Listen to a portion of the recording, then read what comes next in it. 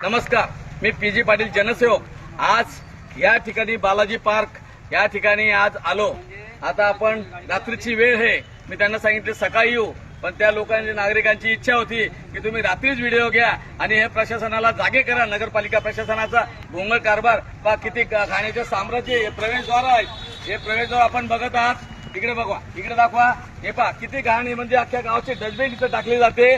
आम्ही पूर्ण मेहनतीने हा बालाजी पार्क मोठ्या मेहनतीने हा खाली केलेला होता। हे नागरिक म्हणे आम्ही शब्दाला मान देऊन बालाजी महाराजांचं काम आहे, बालाजी महाराजांचं काम आहे ते आपण म्हणून या जागेचे अतिक्रमण त्यांनी सुद्धा काढून टाकलेले होते। आणि आपण बघताय अशा परिस्थितीमध्ये त्या लोकांनी आपल्याला एवढं सहकार्य केलं आणि हे बघा केवढी डस्टबिन पूर्ण घाण आणून येथे टाकलेली आहे। अशी परिस्थिती ह्या बालाजी पार्कची निर्माण केली आहे। आता आपण बघू शकतात, एवढं रात्री घेण्याचं कारण त्यांचं एकच की तुम्ही अंधार पडल्यावरतीच व्हिडिओ घ्या, म्हणजे नुसते घाणीचे साम्राज्य नाही। तर इथं लाईट बघा, सर्व लाईट बंद आहेत।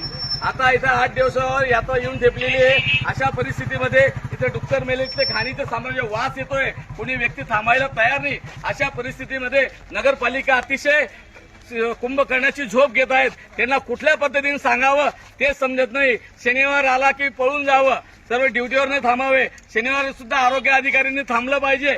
शनिवार त्यांना आरोग्य अधिकाऱ्यांना सुट्टी नाही, ते मुकदम असतील काही असतील, त्यांना कितीही आपण तक्रारी करा, ते म्हणे आम्ही तक्रारी करून टाकू। बाजूला पुरं घाणीचं साम्राज्य, फक्त हे एक लोकलाजमुळे त्यांनी हा फक्त हे बालाजी महाराजांच्या समोर लाईट ठेवला आहे। पूर्ण अंधारमय वातावरण आहे। मागच्या साईडला आता अतिशय घाणीचे साम्राज्य, या डाव्या साईडला घाणीचे साम्राज्य, प्रत्येक ठिकाणी पूर्ण घाणीने भरलेलं हे बालाजी पार्क। जे लोकांचे लाखो भाविकांची श्रद्धा असलेलं हे बालाजी पार्क आणि एवढी रेखीव मूर्ती या बालाजी महाराज इथे बसवली। ही फक्त नवरात्र पुरताच इथं लोक दर्शन करतील, नंतर याचा सगळा वेळेला वाट लावून टाकतं। पुढे बालाजी महाराजचं सत्यानाश करून ठेवलेला आहे। माझी प्रशासनाला विनंती आहे की आपण एवढं दिसणारं काम 8 दिवसावरती यात्रा असल्यावर सुद्धा आपण हे घाणीचे साम्राज्य नष्ट करत नाही। मला सगळ्यांना विनंती आहे, प्रशासनाला विनंती आहे की आपण इतकी थोडीफार राहिलेली असेल इज्जत ती पण घालू नका। मुळे यात्रेसाठी लाखो भाविक येतील, सगळ्या पारवा शहरवाल्यांचे नातलग एक दिवस या दर्शनासाठी खास येतात, बालाजी यात्रेसाठी येतात।